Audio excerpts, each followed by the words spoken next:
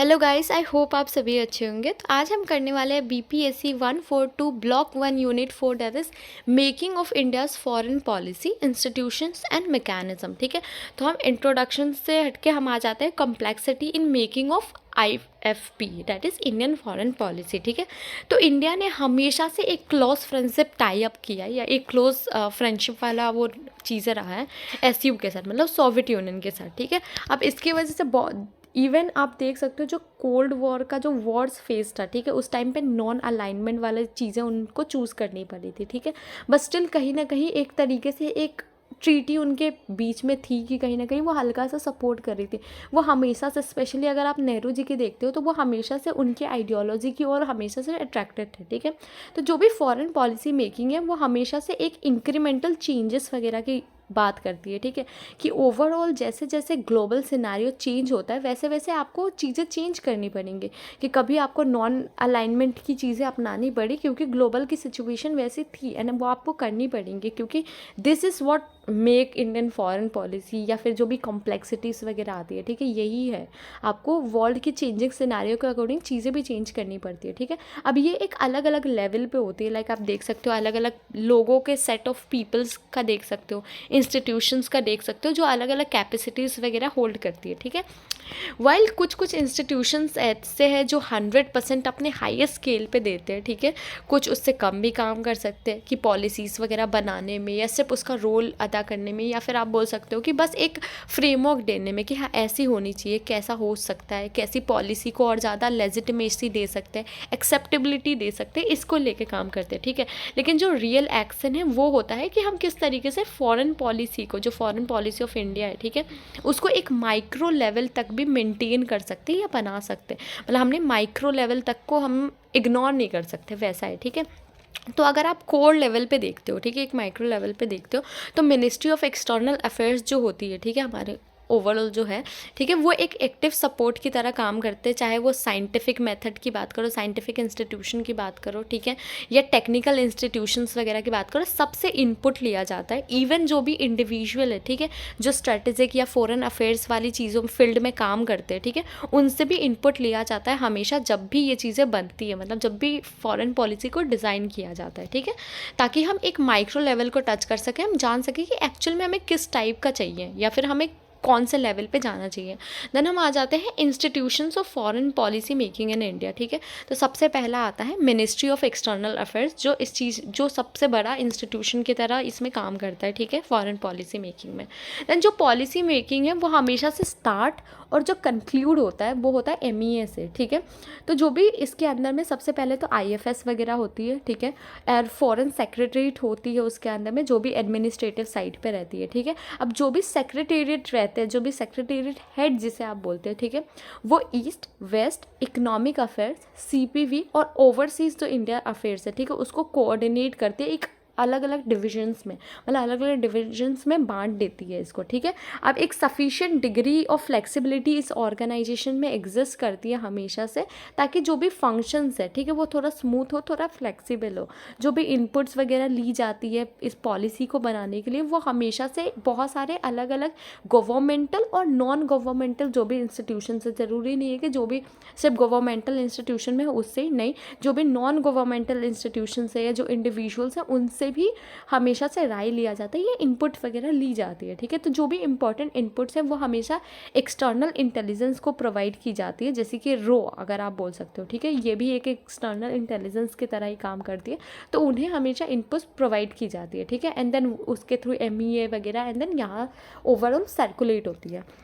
Then prime minister office आती है, जो PMO ऑफिस होती है। ठीक है, तो जब भी आप पार्लियामेंट्री फॉर्म ऑफ गवर्नमेंट की बात करते हो तो प्राइम मिनिस्टर को एक executive head of the government की तरह देखा जाता है। ठीक है, तो जो PMO है उसको बहुत एक्टिव रोल प्ले करना पड़ता है हर रीजन में। ठीक है, even during time of PM Modi, जो उन्होंने बताया, ठीक है, स्पेशली ड्यूरिंग द टाइम कि जब PM मोदी था, इस टाइम पे PM मोदी ने बहुत एक्टिवली इस रोल को प्ले किया है। ठीक है, जब भी फॉरेन पॉलिसी मेकिंग या फॉरेन जाके उनका इंटरेक्शन की बात करें, इस चीज़ में इनका एक्टिव इन्वॉल्वमेंट रहा है। ठीक है, तो जो भी पॉलिसी मेकिंग होती है जो MEA के थ्रू होती है, ठीक है, वो हमेशा, जैसे कि MEA ने उसे डिज़ाइन कर दिया, ठीक है, अब वो प्रेजेंट करती है PMO के पास। ठीक है, ताकि वो जो भी परयूजल होता है या जो भी अप्रूवल वगैरह होता है वो ले सके, ठीक है। तो जो पीएमओ होती है, ठीक है, वो एक क्रिटिकल एजेंसी की तरह काम करती है जो फाइनलिटी देती है कहीं ना कहीं उस पॉलिसी इनिशिएटिव्स को लेकर, ठीक है। तीसरी जो आती है वो है नेशनल सिक्योरिटी एडवाइज़र, ठीक है। अब पीएम ऐसे डायरेक्टली वो चीज़ें नहीं लेते, ठीक है, मतलब डिसीजन ले लिया या चेंजेस कर दी या अप्रूवल दे दिया। पीएम हमेशा एक जो भी मैटर होता है ना, स्पेशली फॉरेन पॉलिसी से रिलेटेड, तो वो हमेशा एनएसए से भी वो लेते हैं, ठीक है, जो एग्जीक्यूटिव हेड होता है एनएससी के, ठीक है। तो जब भी एनएससी का एब्सेंस होता है, ठीक है, तो जो भी कैबिनेट कमेटी होती है पॉलिटिकल अफेयर्स का, वो एक पॉलिटिकल विंग का यूज़ करती है ताकि वो डिसीजन ले सके, ठीक है। तो एनएससी हमेशा पीएम ही हेड करता है, ठीक है, मतलब जो भी प्राइम मिनिस्टर होगा उस टाइम पे एनएससी को वही हेड करेगा, ठीक है। और उसके अंदर में बहुत सारे पॉलिटिकल और एडमिनिस्ट्रेटिव अपॉइंटर्स वगैरह भी होंगे जो सजेशंस देते हैं, ठीक है, या इश्यूज़ वगैरह जो है नेशनल सिक्योरिटी उसको डिस्कस करते हैं, गवर्नमेंट वगैरह को एडवाइस करते हैं, ये सारे रहते हैं, ठीक है। ताकि ये सारे के एडवाइस वगैरह को देखते हुए, ठीक है, जो भी हमारा सजेशंस है वो सारे को मानते हुए तब हम आगे प्रोसीड कर सके जो भी हमें मिला है वो फ्रेमवर्क पॉलिसी को लेके, ठीक है। Then next is cabinet committee on security, ठीक है। तो ये एक कमेटी बनाई गई है, एक टास्क भी उन्हें दिया गया है कि जो भी कलेक्टिव डिसीजन होता है, ठीक है, कि हमें चाहे इश्यूज़ है जो नेशनल सिक्योरिटी को लेके या फॉरेन पॉलिसी को लेके, एक कलेक्टिव डिसीजंस यहाँ से निकल सके, जो भी कैबिनेट कमेटी होती है, ठीक है। इसको भी हेड प्राइम मिनिस्टर ही करते हैं और बहुत सारे इंपॉर्टेंट मिनिस्टर्स वगैरह भी होते हैं इसके अंदर में। तो जो भी डिसीजंस होते हैं जो पॉलिसी से इनिशिएट किया जाता है एमईए के थ्रू, देखो सिंपल, जो पॉलिसी सबसे पहले इनिशिएट किया जाएगा एमईए के थ्रू, देन वो फाइनलाइज होगी पीएमओ के थ्रू, ठीक है। लेकिन वो हमेशा से सीसीएस के द्वारा, मतलब जो भी फाइनल अप्रूवल होते हैं, ठीक है, उससे पहले लाया जाएगा, हमेशा से उसको डिस्कस किया जाएगा सारे जो भी मेंबर्स होते हैं कैबिनेट कमेटी के, ठीक है। एंड देन उसके बाद ही हम उस चीज़ पे कोई डिसीजन ला सकते हैं या अप्रूवल दे सकते हैं, फाइनल अप्रूवल, ठीक है।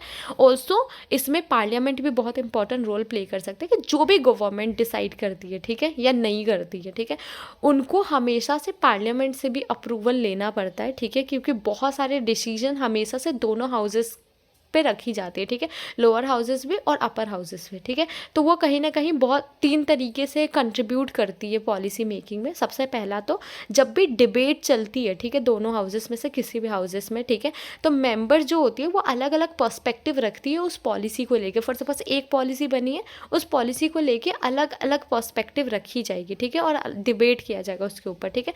दूसरे तरीका है कि अलग अलग ओकेजन पे एक तरीके से वो एक सजेशंस की तरह भी काम करता है कि कैसे एक पर्टिकुलर पॉलिसी में हम मॉडिफिकेशन कर सकते हैं या सजेशन कर सकते हैं। अब ये भी डिबेट के थ्रू या डिस्कस करके ही होती है।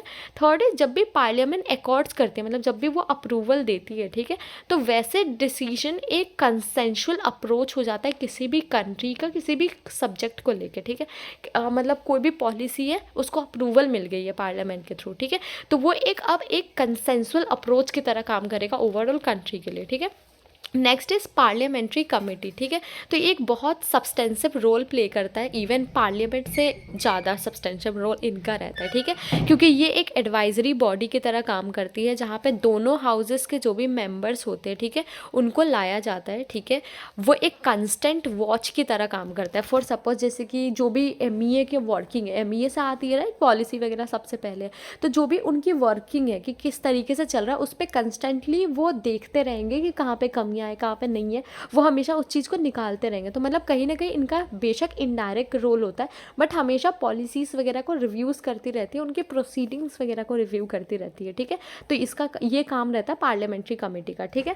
वेल अगर आप बात करते हो पॉलिसी थिंक टैंक्स की, ठीक है, तो कोई बहुत सारे नॉन गवर्नमेंटल या नॉन प्रॉफिट ऑर्गेनाइजेशंस वगैरह होती है जो हमेशा से पॉलिसीज़ के ऊपर या किसी भी फैक्टर के ऊपर हमेशा स्टडी करती रहती है, रिसर्च करती है अलग अलग फैक्टर्स पे, ठीक है। और वो ओकेजनली जो रिसर्च वगैरह होती है वो उसे पब्लिश करती है, रिसर्च पेपर्स वगैरह, जो भी पॉलिसी इंटरवेंशन होती है, ताकि वो एक फ्रेमवर्क दे सके या फिर जो भी एडवाइस हो सके वो दे सके, ठीक है। तो बहुत सारे इंडिविजुअल्स इसके अंदर में इस ऑर्गेनाइजेशंस के अंदर में काम करते हैं जिससे बहुत इंपॉर्टेंट रिस्पॉन्सिबिलिटी दी जाती है, specially in the present government. अगर आप प्रेजेंट गवर्नमेंट की देखते हो तो इस टाइम पे नॉन गवर्नमेंटल या जो भी नॉन प्रॉफिट ऑर्गेनाइजेशन होते हैं वो उससे बहुत इंपॉर्टेंस या बहुत बड़ी रिस्पॉन्सिबिलिटी भी दी जाती है, ठीक है। अब वो जनरली एक एडवाइजरी या कंसल्टेटिव नेचर के भी होते हैं, ठीक है। देन हम आ जाते हैं नेक्स्ट पे, that is mechanism of foreign policy making in India, ठीक है। तो एक मैकेनिज्म एग्जिस्ट करती है, ठीक है, जो काम करती है एक सीमलेस मैनर में, ठीक है। मतलब जो इसमें जो होता है, ठीक है, वो एक सर्कुलर मैकेनिज्म की तरह काम करते हैं, जहाँ पे जो भी सर्कमस्टेंसेस होती है या जो भी अलग ग्लोबल परसुएशंस होती है, ठीक है, उसको अनफोल्ड करती है, ठीक है। हमेशा से नए इनपुट्स वगैरह ऐड करती रहती है, जो भी एजेंडा है हमारे फॉरेन पॉलिसी का, मतलब जो भी अलग अलग चीज़ें बहुत इंपॉर्टेंट है, राइट, हमेशा से टाइम टू टाइम हम चेंज करते रहे उसमें, तो जो भी नए इनपुट्स वगैरह ऐड करनी होती है वो करते हैं, ठीक है, एक सीमलेस मैनर, एक प्रॉपर मैनर में, ठीक है। ऑल्सो बहुत रियर ओकेजन्स होते हैं जहाँ पे फॉरेन पॉलिसी को चैलेंज किया जाता है या अपोज किया जाता है, मतलब वाइडर मास में, मतलब ज़्यादा मेजॉरिटी लोग, ठीक है, मेजॉरिटी लोग उसको चैलेंज करें, अपोज करें, ये बहुत ही कम सिचुएशन में होता है, बहुत रेयरली ये चीज़ें होती है, ठीक है। लेकिन फिर भी मैकेनिज्म में हमेशा से एक अलर्ट या एक्टिव रोल प्ले करना होता है ताकि एक क्विक रिस्पॉन्स उस चीज़ में ला सके, ठीक है। और एक तरीके से आप बोल सकते हो जो भी कंक्रीट इनपुट होती है ना, मतलब जब भी ऐसा कोई सिचुएशन आए जहाँ पे फॉरेन पॉलिसी वगैरह में कोई भी हमें चेंजेस लेके आना है, तो हम एक्टिवली उस चीज़ को मतलब एक क्विक रिस्पॉन्स दे सके, ठीक है।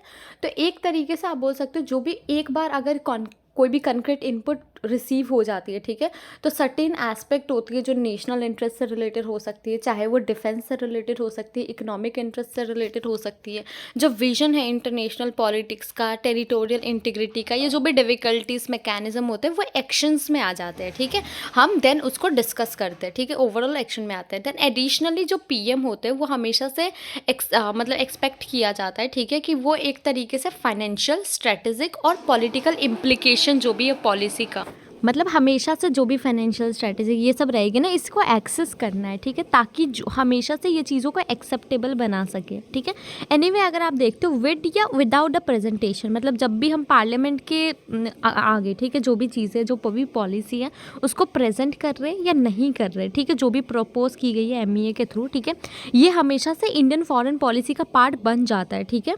लेकिन आफ्टर द अप्रूवल, जब भी जैसे कि जो भी सीसीएस होते हैं उसके अप्रूवल के बाद ही ये already part of the Indian foreign policy बन जाती है, ठीक है। तो ऐसा नहीं है कि पार्लियामेंट का हमेशा, पार्लियामेंट में सिर्फ इसलिए जाता है ताकि हम डिस्कस कर सकें कि क्या और चीज़ें चेंजेस ला सकते हैं या क्या इसमें कोई लूप होल्स है, ठीक है। बट यहाँ पे पार्लियामेंट एक मेन रोल नहीं है कि पार्लियामेंट के अप्रूवल के बिना वो नहीं हो पाएगा, ये चीज़ें नहीं होती है इंडियन फॉरेन पॉलिसी में, ठीक है।